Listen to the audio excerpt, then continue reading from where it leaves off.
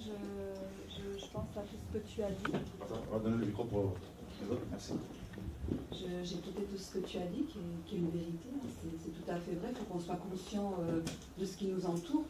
Après, moi, ce que je trouve aussi, c'est qu'il faudrait l'autre partie, de savoir aussi qu'est-ce qu'on fait maintenant dans ce monde en tant que chrétien et comment être efficace. On est conscient, on est sauvé, le Seigneur nous a donné des dons et ainsi de suite, mais qu'est-ce qu'on fait concrètement?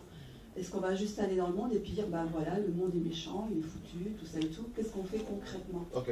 Voilà. Le Seigneur a dit dans Acte 1:8, et voilà, vous recevrez une puissance, celle de l'Esprit, Voilà. hein, et vous serez mes On témoins. l'a maintenant. Ok. Donc, l'Esprit, on l'a. Maintenant, Puissance aussi. effectivement, rester entre chrétiens, parce que le problème c'est ça, on reste trop entre chrétiens. On crée des sectes. Moi je suis baptiste, moi je suis pentecôtiste, moi je suis un tel, et on est divisé. Vous voyez, je ne parle pas de l'œcuménisme, hein, mais on est divisé. Parce que le Seigneur a dit là où deux ou trois s'assemblent à mon nom, je suis là. Donc, ce qui doit nous unir, ce n'est pas les dénominations, c'est le nom de Yeshua, la parole. D'accord? Tu es chrétien, tu aimes Jésus, allez, la gloire à Dieu, ma soeur, c'est l'œuvre du Seigneur. Une fois qu'on a reçu le Seigneur, qu'on a reçu sa puissance, eh bien, nous sommes dans le monde. Paul dit dans 1 Corinthiens 5:9, il dit, je vous ai écrit dans ma lettre de ne pas avoir de relation avec les débauchés de ce monde. Mais pas d'une manière absolue. Autrement, il faudrait sortir du monde. Parce qu'on les côtoie, on travaille, on est à l'école, tout ça, on côtoie les gens du monde. N'est-ce pas? Mais il dit, c'est avec les gens qui ne sont pas du Seigneur, qui se disent chrétiens, mais qui sont faux. Ils sont hypocrites. Maintenant, que doit-on faire? Eh bien, il faut, d'abord, il y a la prière. Deuxièmement, il faut témoigner. Comment? D'abord, par notre vie sanctifiée. À l'école, au travail, dans le monde, au sein de nos familles. Par notre vie. Le vrai témoignage, ce n'est pas quand on parle, c'est quand on vit la chose, quand on expérimente la parole. Paul dit dans 2 Corinthiens 3, il dit que nous sommes des lettres de Christ, épistolaires en grec, c'est-à-dire nous sommes des messages. Pas des messagers, mais des messages. Vous voyez, être des lettres. Je vais prendre un exemple concret, hein. Donc, Paris dans d'autres. On voit dans la rue une femme qui se dit chrétienne, habillée, vous savez, la mode aujourd'hui, là, voilà, caleçon jusqu'ici. On voit les païennes s'habiller de la même manière. Où est la différence entre les deux? Honnêtement. Autre chose, le langage. Pierre va parler et une femme va lui dire, ton langage te fait reconnaître. C'est l'abondance du cœur que la bouche parle. Quand nous parlons dans le monde, nous devons avoir un langage qui plaît au Seigneur. Hein? Paul parle de grossièreté tout le temps. Il faut un langage qui plaît au Seigneur. Ce qui va faire la différence avec les autres. Ensuite, il faut aussi proclamer la parole. Et ce qu'on essaie de faire ici et là, on va dans les trains, ici et là, dans Paris, dans les gares, mais évangéliser. Non pour dire aux gens, venez chez nous. C'est pas ça l'évangélisation. D'accord? Parce qu'on fait c'est pas du recrutement, du racolage. On annonce Christ, comme Philippe l'a fait avec le nuque éthiopien, et c'est Dieu qui fera le reste. Voilà. On leur dit que Dieu existe. On leur dit que Dieu les aime, que Dieu les attend, qu'il y a aussi un jugement, on sera tous jugés. Et ensuite, s'ils sont vraiment interpellés, ils peuvent nous poser des questions, donc on partage avec eux. Voilà, on témoigne. Et puis par la suite, hein, donc, nous on encourage aussi des frères et ceux qui ont des talents, hein, de créer des vêtements par exemple. Hein, pas forcément pour vendre le nom de Seigneur, hein, mais des vêtements décents. Voilà, et il y en a qui le font. Voilà. Bonjour. Bonjour. J'ai deux questions. La première, c'est par rapport à la conclusion que vous venez de donner.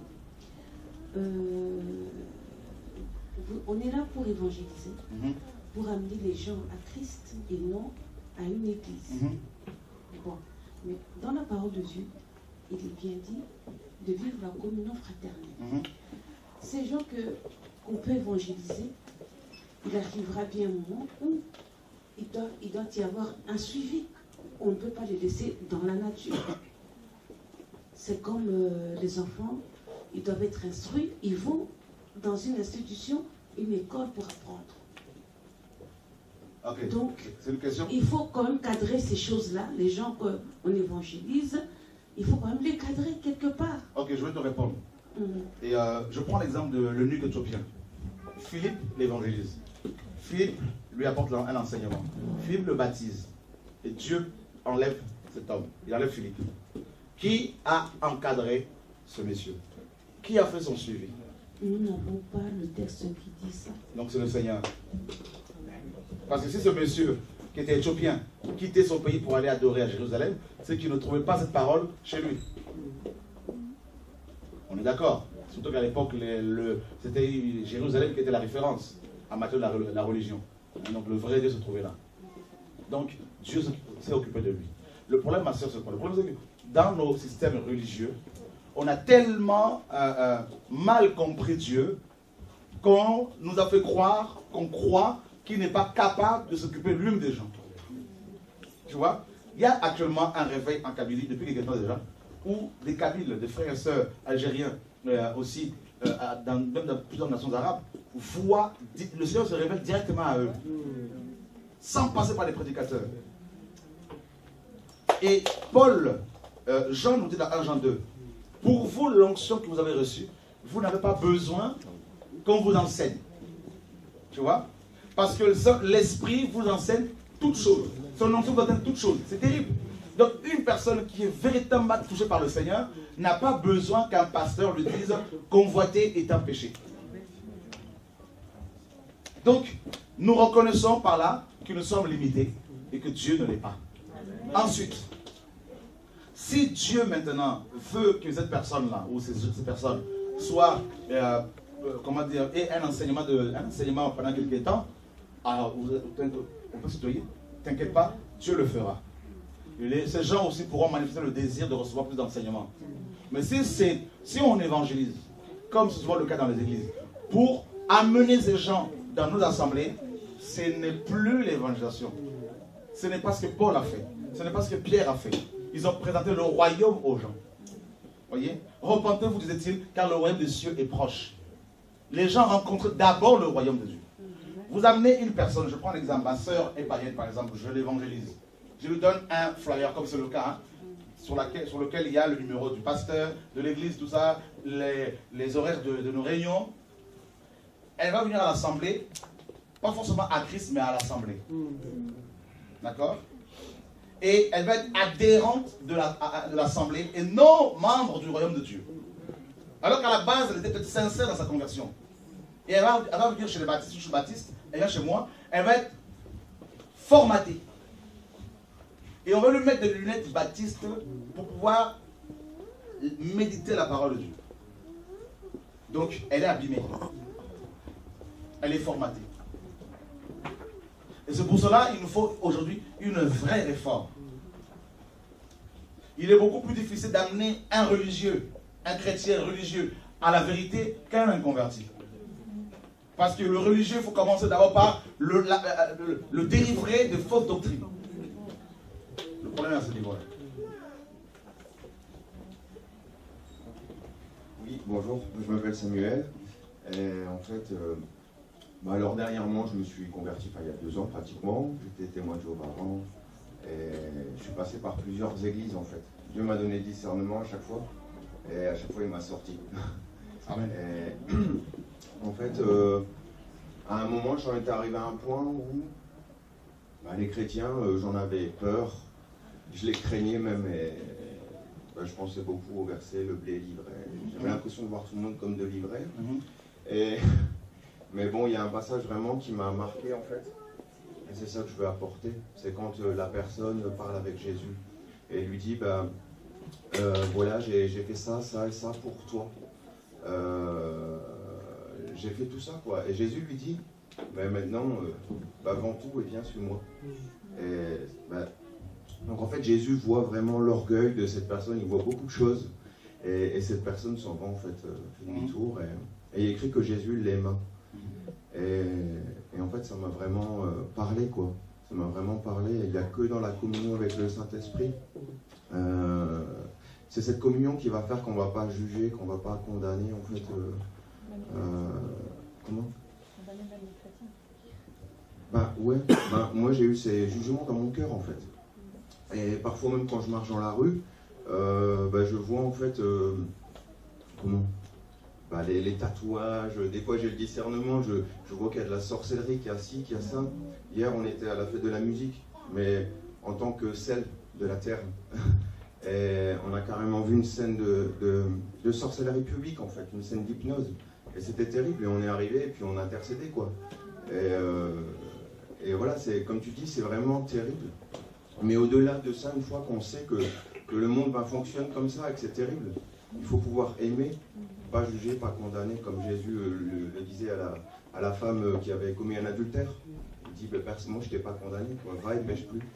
Et... En fait, il y a une nuance là. Ouais. Je veux juste, pour pouvoir nous aider, hein.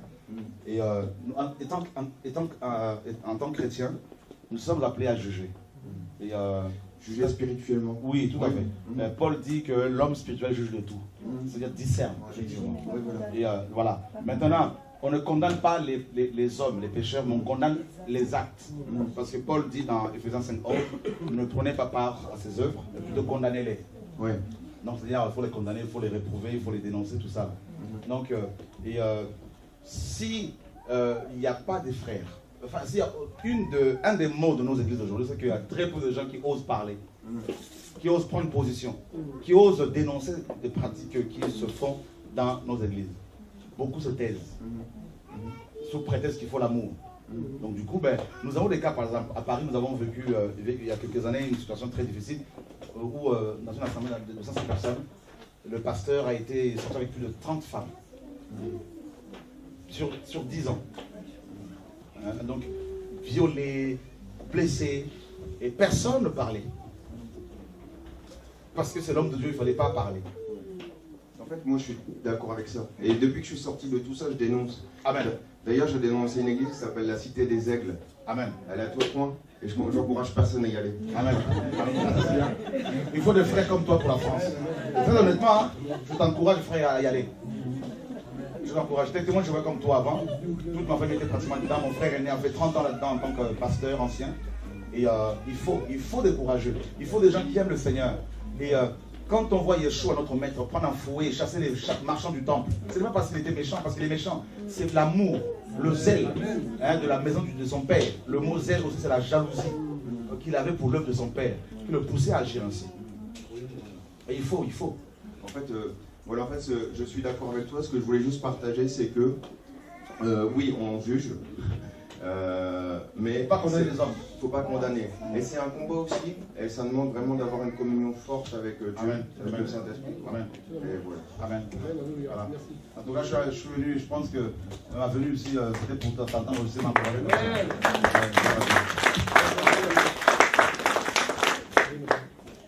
Bonjour. Bonjour. En fait, quand on est converti, on veut tous que nos familles aussi soient sauvées. Mais quand ils ne veulent pas, ils ne veulent même pas écouter le message que tu as pour eux, genre ils sont vraiment bornés, est-ce qu'on les laisse ou il faut forcer pour qu'ils écoutent ce qu'on a à leur dire? Ok. Alors, c'est simple. Et le Seigneur dit, personne ne vient à moi si mon Père l'attire. Ce n'est pas nous qui convertissons les gens. C'est une erreur à laquelle il ne faut pas, une erreur à ne pas commettre. Nous n'avons aucune puissance pour convertir les gens, si ce n'est que celle de l'Esprit de Dieu. D'accord? L'Esprit, c'est lui qui convainc, nous dit Jean 16. Donc, nous avons qu'à vivre d'abord la parole. Je prends un exemple. Tu habites chez tes parents? Non. Ok, tu as des parents, tu as des frères et sœurs.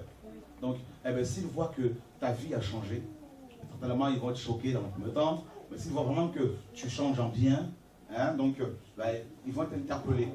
Et partage la parole une ou deux fois avec eux. C'est comme une semence que tu as plantée.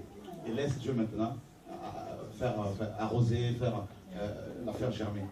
D'accord? Parce que si tu leur marteles avec la parole, tu vas finir par les fatiguer, les énerver, tout ça, les braquer.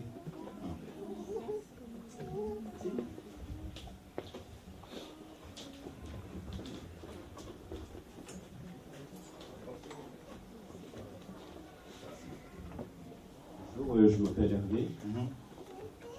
J'ai bien reçu le message là, que tu as évoqué. D'accord. Je suis tout à fait d'accord dans l'ensemble, mais sauf que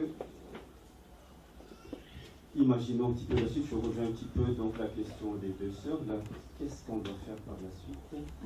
Et l'autre question, quand on est chrétien, est-ce qu'on doit tous quitter donc, on va dire, l'église qui ont été instaurées, l'église avec un petit T? D'accord. Je continue donc ma remarque et ma question en même temps. Que dit la parole par rapport à ça?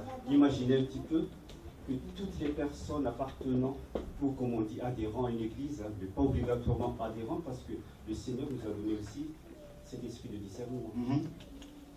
Imaginez un petit peu que toutes les personnes qui ont accepté le Christ quittent l'église, qui ont été instaurées. Qu'est-ce qui va se passer dans ce monde?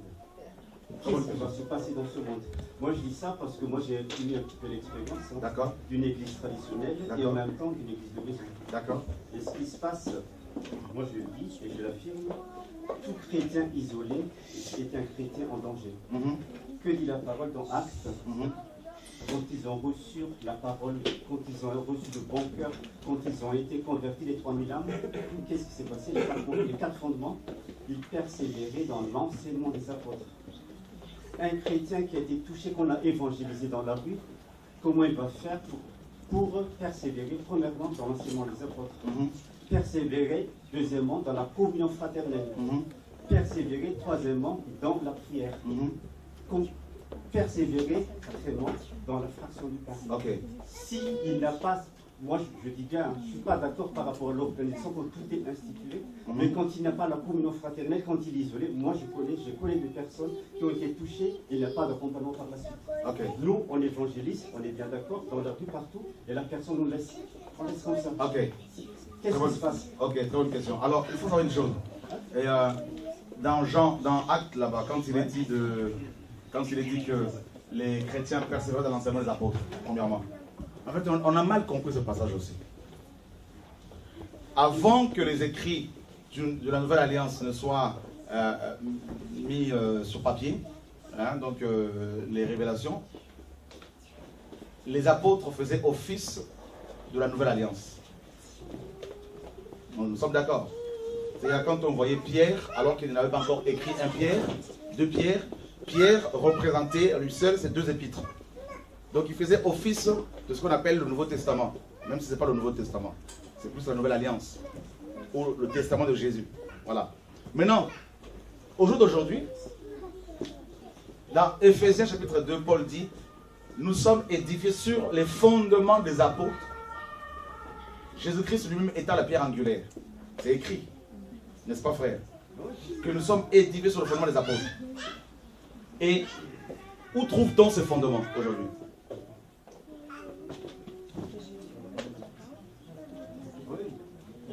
C'est la parole. La parole. Donc, ça veut dire quoi? Ok. Donc, ça veut dire que il faut comprendre déjà que si je me convertis aujourd'hui, par exemple, maintenant que je ne sois païen et que je me convertisse aujourd'hui, je ne veux pas me mettre à chercher un apôtre pour être enseigné. C'est une erreur. Parce qu'on a mal compris Acte 2. Je ne veux pas me mettre à chercher un pasteur pour être formé. Et c'est cette doctrine-là qui fait des dégâts dans nos églises. Je m'explique, je te laisse parler. Donc, on doit, c'est ça, être chrétien. C'est aussi accepter que l'autre aussi s'exprime. Donc, il y a cette vision de la couverture pastorale qui fait des dégâts dans nos églises. Parce que ce mouvement qui a commencé dans les années 50 à peu près, disciples et bergers, 40-50, a poussé les gens à chercher, de nouveaux convertis, à chercher des bergers. En se basant sur Acte 2, 40. Ils persévéraient dans l'enseignement des apôtres. Ils ont commencé, il y a eu un mouvement aux États-Unis des apôtres et des prophètes. C'est deux ministères de fondement. Apôtres et prophètes. Donc il y a eu une vague de prophètes et apôtres. Et des chrétiens commencèrent à chercher leurs apôtres, leurs prophètes, leurs pères spirituels, leurs mères spirituelles, pour se mettre sous l'autorité, le parapluie d'un prophète, d'un apôtre. Et ces chrétiens restent bébés à vie. Et c'est pour cela que nous avons dans nos églises des chrétiens qui les fréquentent, qui sont là depuis 15, 20, 30, 40 ans, et qui écoutent le même pasteur, qui reçoivent les mêmes enseignements depuis 40 ans. Alors que dans ces églises-là, vous avez des gens qui peuvent être des pasteurs, des prophètes, des apôtres, mais qui sont restés chrétiens, entre guillemets, simples, pendant des années. on a, avec cette vision erronée, détruit, freiné l'évangélisation, la mission. Donc, quand dans Acte 2, je me répète, on dit, ils persévéraient dans l'enseignement des apôtres. Les apôtres étaient là, ils faisaient office du Nouveau Testament. Mais une fois que ce Nouveau Testament a été écrit, une fois que le canon du Nouveau Testament a été rassemblé, de la Nouvelle Alliance, ben, une personne qui se convertit aujourd'hui, l'Esprit de Dieu, si la personne est véritablement convertie, l'Esprit de Dieu, selon 1 Jean 2:20, l'enseigne tout. C'est ce qui est écrit, c'est pas moi qui le dis. La personne sait automatiquement que mentir est un péché. Alors qu'aucun homme ne lui a dit. La personne sait naturellement, automatiquement que voler est un péché. Parce que l'Esprit l'enseigne. Vous allez voir même que ces personnes-là, il y en a, on en rencontre, qui n'ont jamais lu la Bible, mais qui vont vous sortir des choses qui sont dans la parole. Vous vous dites, mais attendez, c'est terrible ça. Et la preuve, j'en ai eu encore il n'y a pas longtemps, hier, une jeune femme qui s'est convertie il y a 2 samedis, musulmane à la base, violée pendant 5 ans par son père. Elle se convertit il y a 2 samedis, remplie de l'esprit. Elle s'est fait baptiser hier. Elle me dit, pendant que je dormais, j'ai une vision, je parlais au Seigneur, il m'a répondu, disait-elle. Le Seigneur m'a donné, m'a dit, parce que je dis, Seigneur, pourquoi tu me réponds pas? Et elle entend le Seigneur lui dire, il faut t'enraciner, t'enraciner. Et pendant qu'elle me disait ça dans le bureau, l'Esprit m'a dit, c'est Éphésiens 3. Afin que vous soyez enracinés en Christ. Waouh, je dis, mais c'est terrible ce que tu dis là, c'est dans la parole. Est-ce que tu le savais? Elle me dit, non, non, non. Mon frère, Dieu souffre parce qu'on nous a présenté un Dieu incapable de s'occuper lui-même d'abord des gens. C'est pour cela que des pasteurs disent, ce sont mes brebis, mais ça fait 15 ans qu'ils sont en train de diriger. Je dirigeais une église de 700 personnes il y a quelques années. Je croyais à cette doctrine-là. Et je me suis rendu compte que quand Dieu m'a amené devant son trône et qu'il m'a dit, beaucoup de pasteurs, après avoir gagné les âmes, ils me le présentent et ils repartent avec, j'ai vu la souffrance du Père. À quel point on lui dit, depuis des années, tu es incapable d'abord de t'occuper des gens, d'enseigner les gens, laisse-nous prendre ta place pour mieux faire le travail. Et qu'est-ce qu'on a fait en échange? On a avili ces chrétiens, on les a abrutis, on les a infantilisés, on les a complètement enfermés entre les 4 murs, on les a enfermés dans nos doctrines, même quand ils sont dehors, ils sont toujours dépendants de nous, au point où ils ne peuvent même pas aller prier avec d'autres frères et sœurs parce qu'ils ont peur qu'on leur fasse de reproches. Et c'est terrible. Il faut un chrétien, une personne qui se convertit est remplie de l'esprit. L'esprit lui enseigne toutes choses. Deuxièmement, comment cette personne doit-elle faire pour persévérer dans l'enseignement des apôtres? Eh bien, on lui dit, il y a les écritures qui sont là, médite-les chaque jour. Et tu vas voir, Paul va t'enseigner, parce qu'il y a ses écrits. Pierre va t'enseigner parce qu'il y a ses écrits. Persévère dans l'enseignement des apôtres, en méditant la parole. Ensuite, Dieu, dans son amour, comme il est tout puissant, il peut maintenant orienter cette personne-là, qui a d'abord eu une intimité avec lui. Dieu va maintenant la mener. Parce qu'il est dit dans Acte là-bas, que c'est Dieu qui ajoutait à l'église ceux qui étaient sauvés. Et dans la version de Martin, il est dit que Dieu ajoutait à l'église des gens pour être sauvés. C'est ce que nous allons faire dans notre révision, dans la vie que nous révisons. C'est ce qu'on va avec ça, pour être sauvé. Donc, c'est Dieu maintenant qui va dire, comme il a dit à Ananias, va voir Paul. C'est Dieu qui va parler, comme il a dit à Corneille, va voir Pierre. C'est ça le mouvement de l'esprit. D'accord? Regardez ce que Dieu me dit pour toi aussi. Il me dit de te dire ceci. Jean, chapitre 12, verset 24-25. Si ce grain de blé qui tombe en terre ne meurt, il ne peut pas donner de fruits. Donc, premièrement, quand on plante la semence, la parole qui est plantée dans le cœur de quelqu'un, qu'est-ce qui va se passer? Avant qu'il y ait la communion fraternelle, Dieu amène face à la terre, le sol, Dieu amène la semence d'abord sous terre. C'est l'intimité. Le lieu secret. Entre dans ta chambre, ferme la porte. Et qu'est-ce qui va se passer là-dedans, sous terre? Dans l'intimité, Dieu va tuer la graine que nous sommes. On va pousser les racines. Les racines vont s'ancrer profondément dans le sol pour aller puiser de l'eau. N'est-ce pas? Pour alimenter l'arbre. Ensuite, l'arbre en question que nous sommes va devoir sortir maintenant pour être en communion fraternelle. Et être dans le monde pour évangéliser. Il y a la communion avec Dieu, la relation avec Dieu premièrement. Deuxièmement, il y a la communion avec les frères et sœurs. Troisièmement, il y a l'évangélisation. Nous sommes des lettres dans le monde. Donc c'est deux choses, c'est-à-dire la communion fraternelle. Parce qu'on va confronter les caractères. Si on n'est pas enraciné, on va baisser les bras. On va abandonner la foi. Parce qu'on va être blessé par les frères et sœurs. Nous sommes des humains. On peut être séduit par les hommes du monde. Donc c'est pour cela que Dieu d'abord nous amène dans l'intimité. Et c'est ça qu'il faut comprendre. Et justement, la réforme des églises, c'est quoi? Le retour à la parole, c'est quoi? C'est le fait de dire aux gens, convertissez-vous réellement et laissez Dieu faire son œuvre en vous. Ensuite, quand Paul va être pris et mis en prison, il était seul avec Dieu. Quand Dieu va prendre Élie, il va l'amener dans le désert là-bas, il était seul pendant des années. Mais parce que ces gens étaient véritablement convertis, que Dieu les a gardés. Le Seigneur a dit, n'est-ce pas, celui qui vient à moi, je veux le garder. Celui qui est dans la main de mon Père, personne ne peut le raver de là. C'est ça qu'il faut que nous comprenions. Nous sommes beaucoup dans le raisonnement. Nous sommes beaucoup parce que nos églises, nos enseignements nous ont complètement corrompus. Et la communion fraternelle, on la vit avec des frères et sœurs qui craignent Dieu. Ce n'est pas forcément le fait d'aller dans une église entre guillemets locale régulièrement qu'on va vivre une communion fraternelle. Il y a des frères et sœurs qui vont régulièrement dans les assemblées locales qui n'ont pas une communion fraternelle, qui se sentent seuls, qui sont rejetés, qui sont blessés.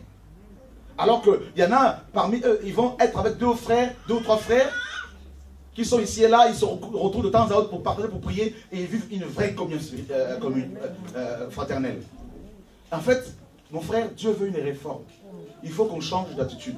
Il faut une véritable conversion. Il faut qu'on laisse la place à l'Esprit de Dieu pour faire son œuvre. Et c'est ce qui fait souffrir le Père. Et moi, j'étais comme ça. Je croyais à ce message religieux. N'abandonnez pas vos assemblées comme vous nous l'avez fait croire. Hein. Tu vois? Par exemple, là, tu es chrétien, tu es enfant de Dieu. On peut se retrouver comme ça, alors qu'on ne se connaît pas forcément. Mais on va se rendre compte que si on partage, mais on se connaît. C'est comme si on se connaît depuis des années. On vit une vraie communion fraternelle comme ça, on s'encourage. Voilà. Je suis tout à fait d'accord par rapport à ce que tu as dit là. Mais là, où il faut voir, c'est d'une vision globale. On a parlé là d'une vision mondiale. Là. Moi, je pars toujours de cette projection. Okay. Dans l'imagination. Imaginez un petit peu. Moi, je dis toujours ça. Il n'y a plus d'église. Une église reconnue. Quelle sorte de rôle, je parle de religion, on voit sur ce monde. Qui va dominer? On a besoin d'une entité reconnue. Non, pas du tout. Non, parce qu'en ce moment, qu'est-ce qu'on a dit? L'impie. Non, en fait, je continue, hein, je continue parce que je sais où est-ce que tu vas revenir là-dessus. Je suis tout à fait d'accord. Hein. Tout à fait d'accord que chacun doit être converti selon vraiment la volonté du Seigneur. On va lui donner le micro. Converti réellement. Là, je suis tout à fait d'accord. Okay. Mais en réalité, qu'est-ce qui se passe? Bon, moi, je ne vais pas m'étaler là-dessus par rapport à la nouvelle naissance. On a reçu une nouvelle naissance, c'est-à-dire spirituellement, l'esprit. Mais après, il y a le chemin à suivre. Et en général, par rapport à ce que nous avons vécu, par rapport à mes frères et sœurs que je côtoie, il y a toujours ce combat entre la chair et l'esprit. Toujours. On veut bien que tout le monde soit comme Pierre, soit comme Jean, soit comme Paul. Mais ils étaient comme nous. Ils étaient comme nous. Avec la faiblesse. Notre idéal, c'est ça. Tout le monde converti, on évangélise, c'est ça. Mais ce qui se passe en ce moment, qu'est-ce qui domine le monde? Il y a toujours ce combat vraiment permanent. On a besoin des réveils réels pour chacun de nous, présents, enfin, qui ont reçu le Christ. Et on a besoin qu'on dise d'un accompagnement. Mais pas obligatoirement toujours être formaté. Moi, je comprends tout de suite. Mais l'accompagnement, mon frère, c'est ce que je veux te faire comprendre. C'est le Saint-Esprit. Je suis tout à fait. C'est ça qu'il faut comprendre. Il a dit, le Seigneur a dit, il vous dirigera, il vous conduira. Il faut d'abord comprendre. Je prends un exemple. Moi, je fais en mission ici et là. Il y a des gens, des pygmées à qui Jésus-Christ se révèle, qui sont dans leur forêt, seuls. Ils sont accompagnés par quel pasteur? Moi, je parle obligatoirement d'un pasteur ou de l'organisation, mais moi, je reviens sur la notion de communauté. Moi, je parle toujours les chrétiens isolés. Moi, je connais beaucoup de cas. Moi, je le dis parce que moi, je connais des cas qu'on a évangélisés, qu'on a semé la parole et qui ont été convertis. Après, une fois qu'ils sont seuls, c'est tout ça. Je dis, on est toujours dans le monde, il a toujours ce combat. Mais vous pensez, est-ce que vous pensez que, excusez-moi, on peut se tutoyer. Est-ce que tu penses que ceux qui sont dans les bâtiments d'église ou ceux qui sont régulièrement dans les assemblées, on peut faire un cliché, je suis tout à fait d'accord avec toi. Et qui sont vraiment convertis. Ça fait 20 ans que j'ai servi l'église, on va dire traditionnelle. Okay. Je connais très bien ce cliché. Mais pas obligatoire. Mais il y a aussi ceux qui ont l'esprit de discernement. Donc c'est le genre d'église qu'on peut, mettre un cliché. Bien sûr. Je suis tout à fait d'accord là. Bien sûr. Mais on peut même généraliser, mais il y a toujours des exceptions. Moi, ce que je veux te faire comprendre, c'est quoi? C'est que moi, je veux qu'on reste biblique. Nous n'avons pas besoin, comme tu disais tout à l'heure, d'une organisation reconnue. Non. Pourquoi moi, je suis pas d'accord non plus. Pourquoi je dis ça? Parce qu'il y a une autre religion qui est en train de dominer le monde. Où est le verset? Est-ce que tu peux l'appuyer sur des passages bibliques? Non, justement, il n'a pas de verset par rapport à ça. Mais qu'est-ce qu'il demande? Mais si on est chrétien, on doit se baser sur la parole. Quel genre de... Non, mais je veux pas... Oui. Si on est chrétien, on doit se baser sur la parole de Dieu. Oui, je suis tout à fait d'accord. Donc, si tu me dis qu'il faut les chrétiens pour tenir, ils ont besoin d'une... C'est pour ça que je reparle de la communion fraternelle, de la fraction des pains. Mais la communion fraternelle ne doit pas se faire... On n'a pas d'une organisation reconnue pour avoir une communion fraternelle. Est-ce que tu as besoin d'une association reconnue pour voir tes frères et sœurs biologiques? C'est pas ce qu'il a dit. C'est pas ce qu'il a dit. C'est pas ce que... Non, mais il faut pas... Qu'est-ce que tu entends par organisation reconnue? Je suis tout à fait d'accord par rapport à tout ce que tu as dit. Mais moi, je fais juste un petit bémol par rapport à la réalité de ce monde. Mais qu'est-ce que tu entends par organisation reconnue alors? Je ne suis pas contre. Hein. Okay. Je l'ai vécu moi-même. L'organisation reconnue, c'est quoi? Qu'est-ce que tu entends par là? Reconnue, c'est par rapport au monde. Moi, je parle du monde, de la vision mondiale. On a même parlé de la pensée unique tout à l'heure. Okay. Mais qu'est-ce qui domine? Moi, je suis tout à fait d'accord avec toi. La pensée unique, mais il y a aussi notre livre qui est en train vraiment de prendre toute la place ici. Ok. Mais je voudrais comprendre qu'est-ce que tu entends par nous avons besoin d'une organisation reconnue pour... Pourquoi tu moi, je reprends encore que ce n'est pas du tout ce que j'ai dit tout à l'heure. D'accord. Qu'elles sont reconnues. Mais au moins au niveau mondial, au niveau du monde, au niveau des yeux du monde, des hommes, ils ont besoin de ça. Qui? Les hommes. Ah, les hommes du monde, oui. Mais pas nous les chrétiens. Moi, je parle des hommes du monde. Ok. Ah oui. Bah oui, là, on se comprend. Ah, mais... Ah non, pas pour les chrétiens. Ah, mais voilà, on est d'accord. Non, mais là, voilà, là, vous avez compris aussi, hein. Ah, mais là, on a compris. Parce que moi, je pensais que c'était pour les chrétiens. Ok.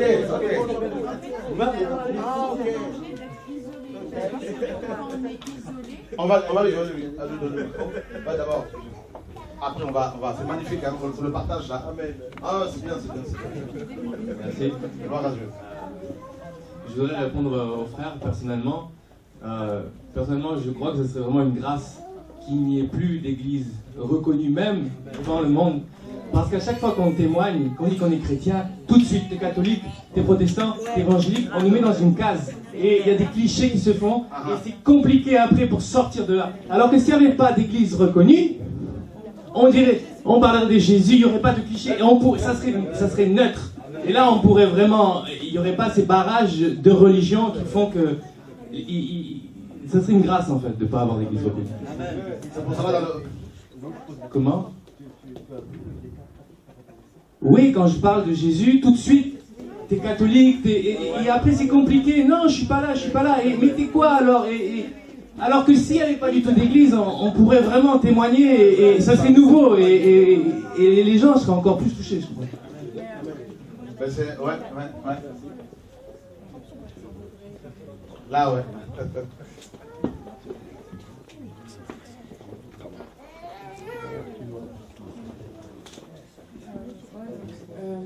Pour ce que disait le frère, je sais que quand on parle aux gens de Jésus, il y a cette question qui revient. Souvent on dit qu'on n'a pas d'étiquette, qu'on prend Jésus et que Dieu c'est notre Père. Et comme tonton disait, c'est dangereux d'être isolé. C'est vraiment dangereux. C'est vrai qu'il ne faut pas arriver dans un extrême où on est isolé et qu'on est... il y a le risque quand même de l'orgueil de dire Dieu me parle et de... On est d'accord là-dessus. Ouais, non, justement, je suis vraiment d'accord. Et avant tout, l'Église, c'est le corps de Christ. C'est nous. Et comme on disait, il n'y a pas de bâtiment, c'est ce qu'on dit. Hein, on est vraiment un corps du Christ. On ne se voit pas, on se revoit. Amen, on partage ensemble. Et voilà, Dieu. Nous sommes dans un corps. On est d'accord. Maintenant, le problème, c'est le danger. Il faut un équilibre. Le danger, c'est de dire aux gens, vous avez absolument besoin d'aller dans une assemblée. Tu vois? Et c'est pour cela que des pasteurs se servent de Hébreux 10, 25, où il est question de ne pas abandonner nos assemblées, alors que là, il est question de la communion fraternelle. Vous voyez? Et l'heure de la persécution, je prends un exemple. Vous avez des chrétiens dans le Maghreb, par exemple, dans le pays musulman, en Arabie Saoudite, qui sont souvent seuls. Ce que vous avez vécu également. Ils n'ont pas le choix. Mais comment est-ce que ces chrétiens arrivent à tenir? C'est parce qu'ils ont une relation avec le Seigneur. On prend l'exemple de Jean. Quand il s'est retrouvé sur l'île de Patmos, il était seul. Et comment? Volontairement isolé. Non. Parce que sinon, si il n'y a pas d'équilibre, on va condamner ces chrétiens qui se retrouvent seuls parce qu'ils sont persécutés, parce qu'ils sont emprisonnés, et alors qu'ils ont une relation avec le Seigneur. Donc d'abord, ce qu'il faut privilégier, c'est la relation avec le Seigneur. Et c'est Dieu maintenant qui nous dira avec qui partager. Comme le frère disait, il va dans telle assemblée, il a le discernement, Dieu lui dit sort. Pourquoi? Parce qu'il a d'abord une relation avec le Seigneur. C'est ça le message en fait. Celui qui a une relation avec le Seigneur ne va pas tomber facilement dans un piège.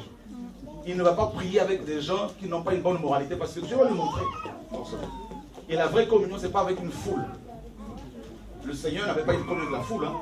Avec la foule, devant la foule, il prêchait. Mais il ne priait pas, il priait seulement avec les trois. Pierre, Jacques et Jean. Il se mettait à l'écart des autres, et il allait prier avec eux. Il leur demandait de prier. Donc, et il a dit, effectivement, là où 2 ou 3 s'assemblent, à mon nom, je suis là. Il n'a pas dit là où il y a une foule de gens. Voilà. Ouais. Ce que je voulais dire, c'est bien parce que en posant des questions, il y a le complément de ce que tu as partagé tout à l'heure. Ouais. Parce que je trouve que c'est aussi un danger juste de taper, façon de dénoncer l'Église. C'est vrai ce que tu dis, mais il faut la suite. Et en fin de compte, à travers les questions, ça a été développé. C'est vrai que le système de couverture spirituelle, c'est quelque chose qui a été établi pour contrôler les gens, pour savoir exactement ce qu'ils faisaient, où ils en étaient, par rapport aux dîmes, par rapport aux bénédictions, tout ça c'est vrai. Mais je pense que le vrai problème, c'est savoir que veut dire le mot église. Moi j'entends beaucoup de gens qui disent, mais dans quelle église je vais aller? Et moi je leur réponds, tu es l'église. Tu es l'église.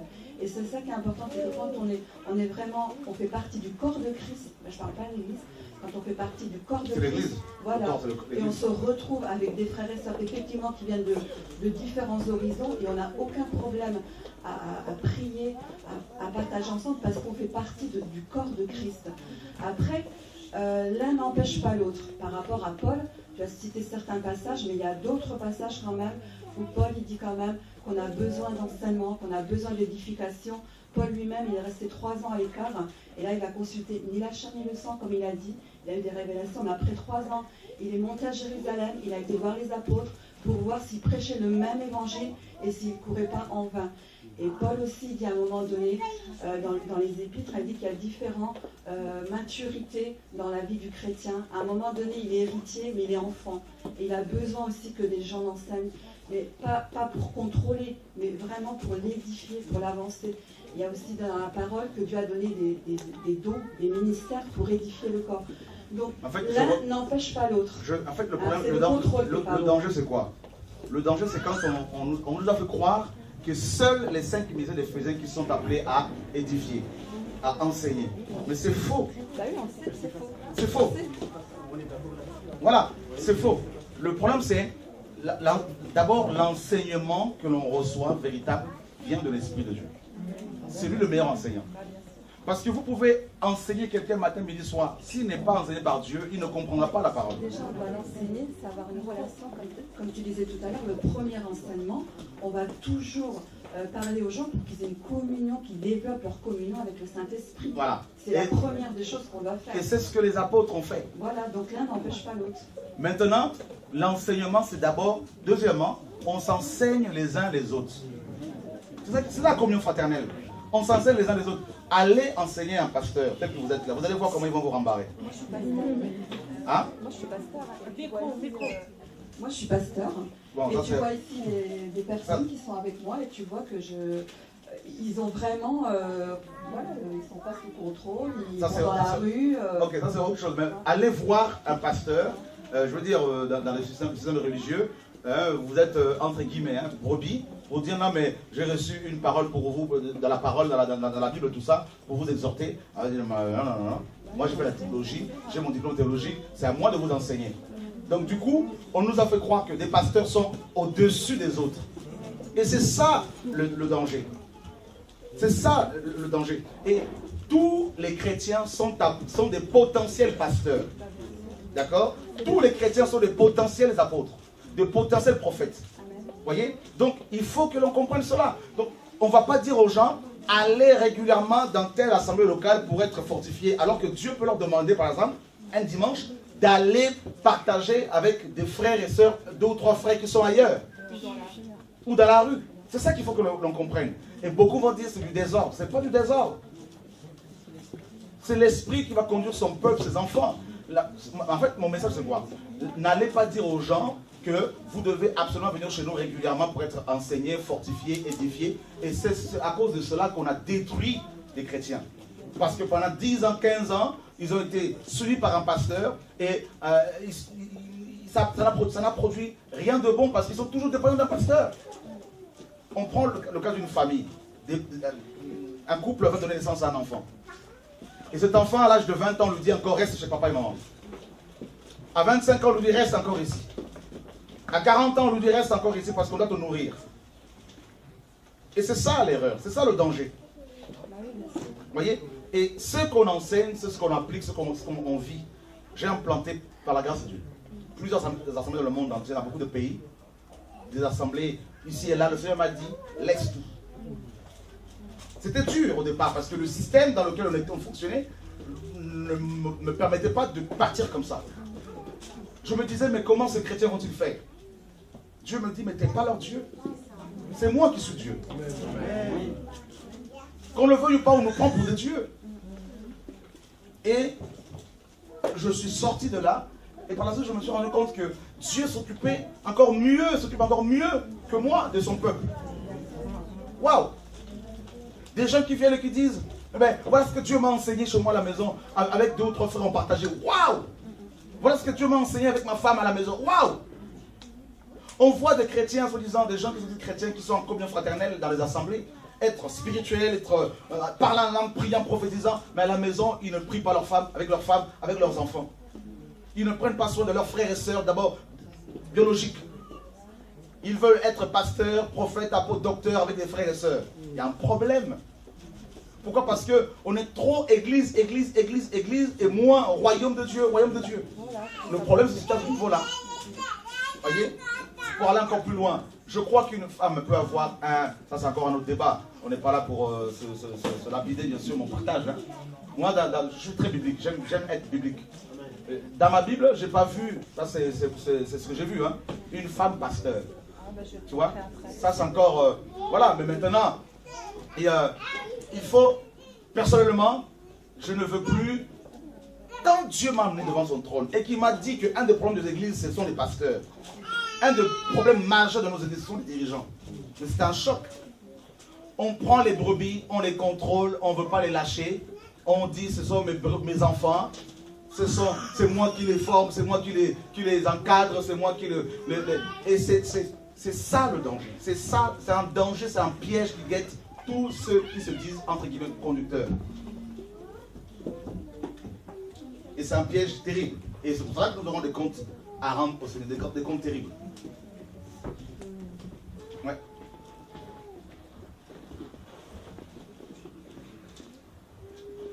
Bonjour à tous.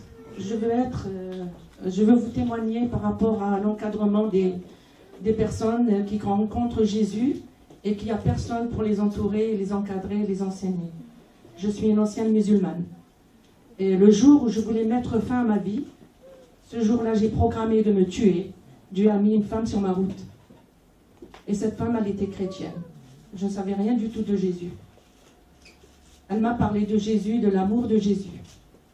J'ai accepté Jésus dans ma vie. Et il y a eu un moment de 2 mois, je ne suis pas rentrée chez moi. Parce que je ne voulais plus retourner à la maison, mon mari était violent. Et là, donc cette femme, elle me parle du mariage, du divorce et du remariage. Elle m'a dit, Fatia, tu sais, tu as accepté Jésus? J'ai dit oui. Et moi, je voulais me séparer. Elle m'a dit non, avec Jésus, c'est le mari et la femme restent ensemble. Donc, je ne connaissais pas encore la Bible. Je lui ai demandé de me passer la Bible. J'ai lu et j'ai commencé par le commencement. Et là, j'ai découvert le Dieu de la Bible, qui est devenu mon Dieu. Et je ne suis pas allée dans une église. C'est à la maison. Et Dieu m'a parlé de la côte. Et j'ai ouvert les yeux, je dis, côte? Ah oui, c'est vrai, la côte. Dans le monde musulman, il y a le harem. Donc Dieu, s'il a voulu qu'il y aurait beaucoup de femmes, il aurait démonté toutes les côtes de l'homme et il aurait trouvé des femmes à côté de lui. Et là, mon esprit a été ouvert et j'ai vu que c'était le Dieu de la Bible. Et moi, j'étais contre ça, contre tous les mariages et les divorces. J'avais ça en colère. 11 ans chez moi. Je suis restée 11 ans chez moi, lisant la Bible toute seule. J'ai vécu des miracles. Ma fille, elle est là. Elle est sœur en Christ.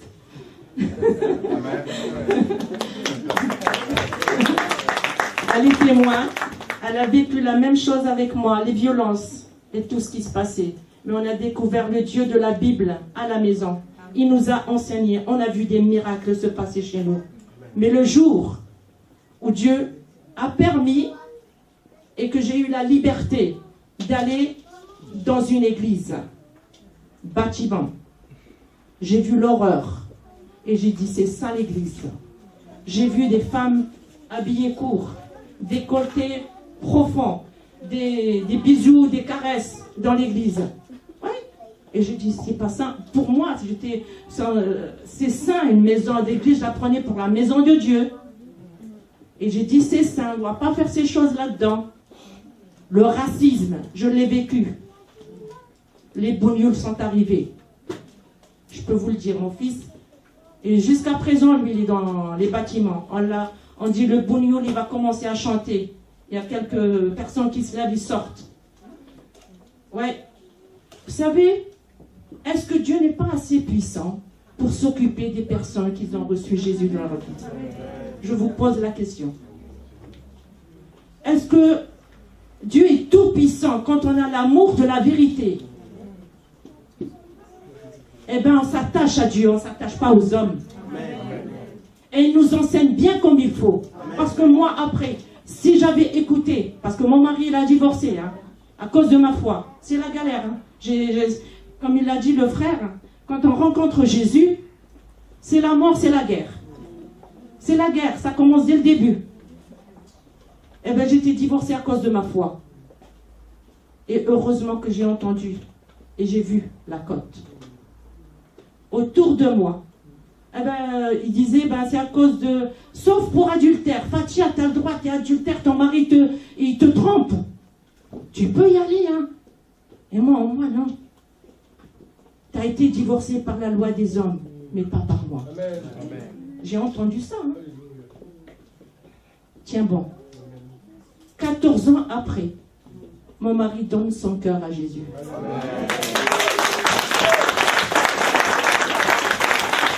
Et je n'ai pas eu l'enseignement des pasteurs. Les pasteurs, ils étaient contre. On n'avait pas à manger. Je reviens. On n'avait pas à manger. J'allais à la banque alimentaire. J'ai reçu mon mari chez moi. Il était malade. On ne te donne pas parce que ton mari est avec toi. Tu sais que tu es divorcé? On ne te donne pas à manger. 2 missionnaires qui étaient là. Je sais que ça va être écouté. Je rends grâce à Dieu pour ce qui se passe. Parce que maintenant, l'Internet, c'est le Mont Carmel. Amen. Pour les personnes, pour qu'ils soient sauvés et libérés. On ne veut pas qu'ils meurent et qu'ils partent comme ça en enfer. On n'a pas voulu donner à moi et à manger à mes enfants. Mes 2 missionnaires, ils venaient en cachette. Fatia, surtout, il ne faut pas le dire. Nous, on en a plus, on te donne. Mais parce que Dieu nous a parlé de donner à manger pour toi et tes enfants. J'avais pas à manger. Et l'église, ils étaient la banque alimentaire, c'est à Dunkerque, je donne la ville. Comme ça ils vont le savoir. Eh ben, tu as reçu ton mari, on ne te donne pas à manger. Vous trouvez juste? Je vous dis, hein, si je n'ai pas rencontré Jésus et j'aurais vu tout ça, je serais devenue une kamikaze de l'islam pour voir tout ce qui se passe dans les bâtiments. Je vous parle de vrai. Et je rends grâce à Dieu, à ce Dieu de la Bible, qui m'a libéré de la religion.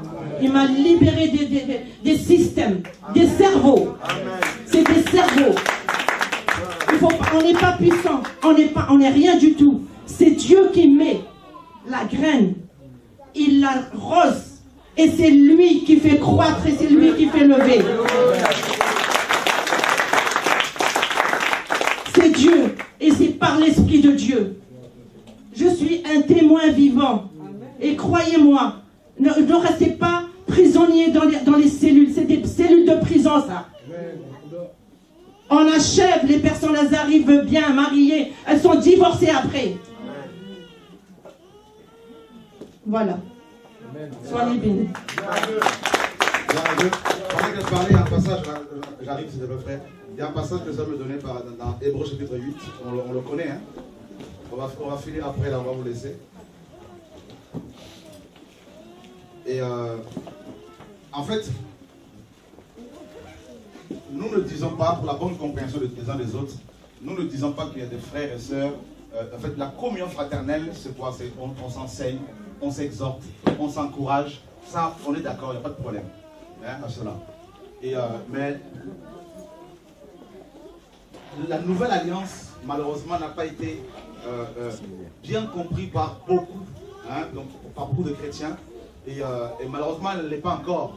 Et regardez ce que le Seigneur lui-même dit dans Hébreux 8. Et, à partir du verset 10, même le verset 8. Car c'est avec l'expression d'un blâme que le Seigneur, n'est-ce pas, dit à Israël, voici les jours viennent, dit le Seigneur, où je ferai avec la maison d'Israël et la maison de Juda une alliance nouvelle. Non comme l'alliance que je traitais avec leur père le jour où je les saisis par la main pour les faire sortir du pays d'Égypte, car ils n'ont pas persévéré dans mon alliance. Et moi non plus, je ne me suis pas soucié d'eux, dit le Seigneur. Mais voici l'alliance que je ferai avec la maison d'Israël. Après ce jour-là, dit le Seigneur, je mettrai, regardez bien ici, et Dieu se met en avant ici.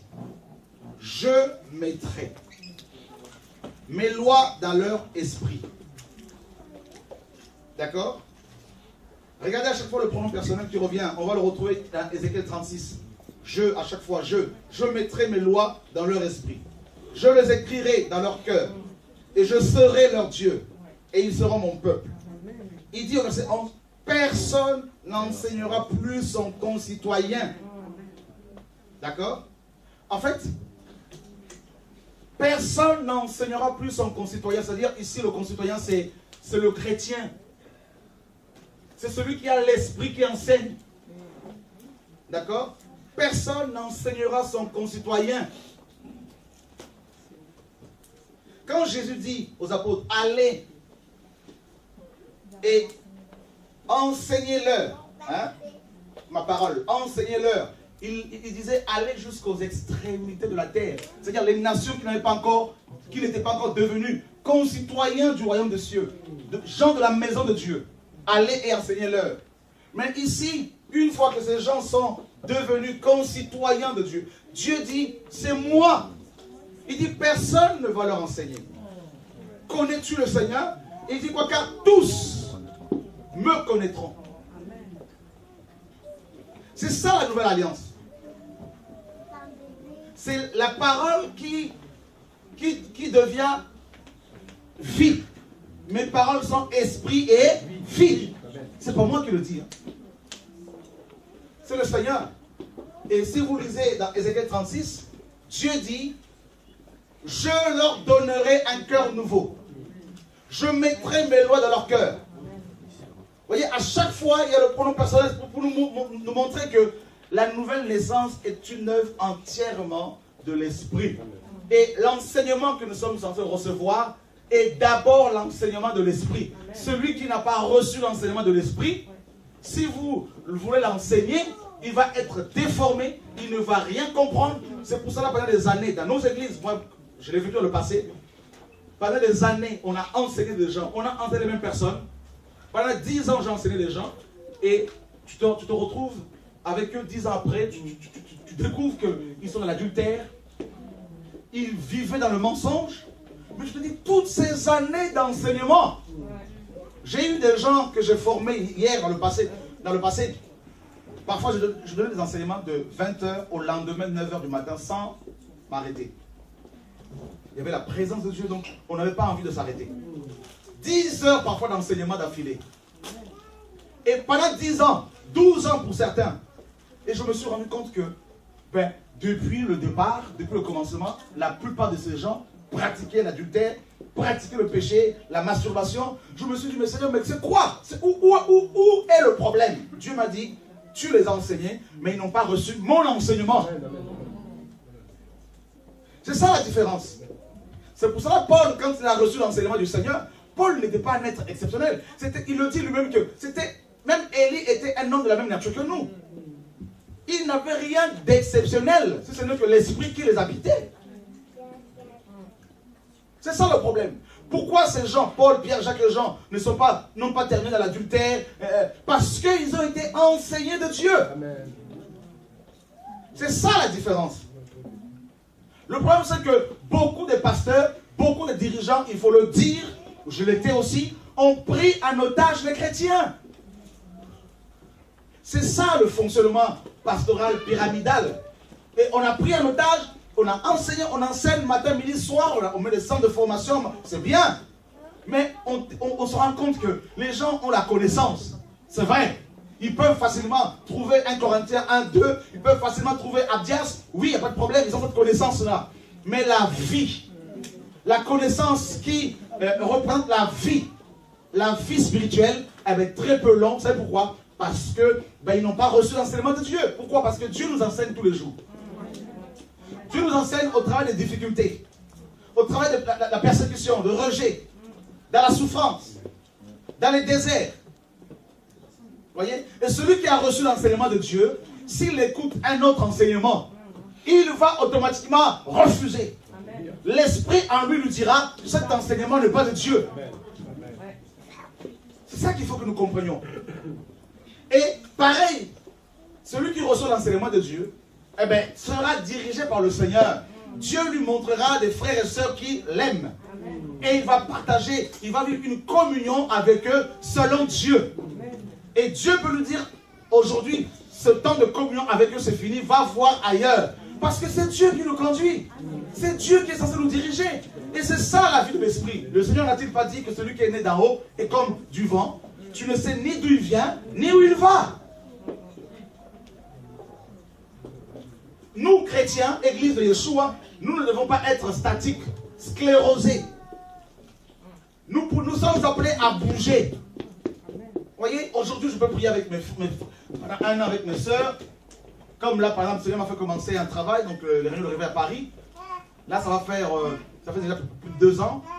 Bientôt, le Seigneur m'a dit, tu vas passer à autre chose.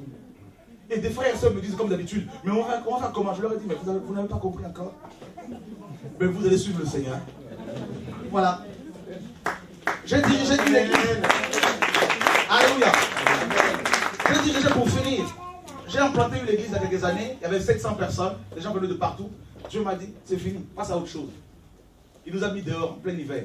En décembre 2003. On était dehors. Des gens se disaient, on fait comment, on fait quoi? Je leur ai dit, ceux qui sont du Seigneur tiendront ferme. Il m'a sorti de la fonction pastorale. J'aimais être pasteur. Oh oui, les honneurs, mes amis.